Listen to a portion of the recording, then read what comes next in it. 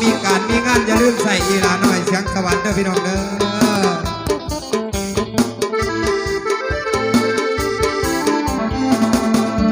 บ่หาคือมาหลอกให้น้องคิดนำเหตุให้น้อง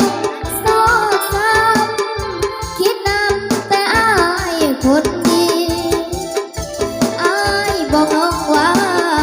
จะมาขอแต่งทันทีเดือน12